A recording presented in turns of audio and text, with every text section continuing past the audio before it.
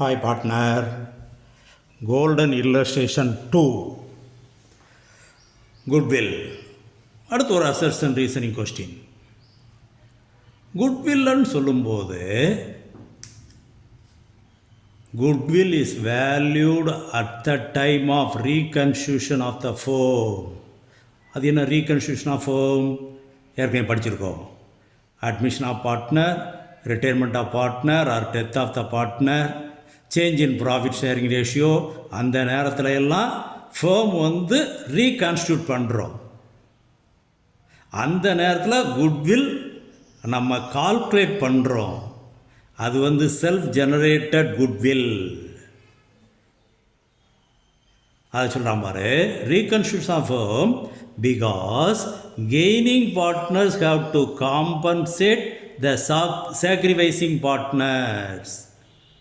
அது என்ன gaining partner, sacrificing partner? இது அட்மிஷன் ஆஃப் பார்ட்னரில் தெளிவாக நம்ம படிப்போம். அட்மிட் பண்ணும்போது புதுசாக வர்றவர் எக்ஸ்ட்ரா ஷேர் வாங்கிடுறாரு, அதை ஓல்டு பார்ட்னர் தங்களுடைய ஷேர்லேருந்து கொடுக்குறாங்க. That is sacrificing. அந்த நேரத்தில் தான் குட்வில்ல நம்ம கால்குலேட் பண்ணுறோம். இது அட்மிஷன் ஆஃப் பார்ட்னரில் தெளிவாக படிக்கக்கூடிய பாயிண்ட்ஸு. ஓகே, அது செல்ஃப் ஜெனரேட்டட் குட்வில். அப்போ இந்த சென்டென்ஸ் கரெக்ட். அடுத்தது, goodwill is an intangible assets. Correct தான். Which is recognised in the books.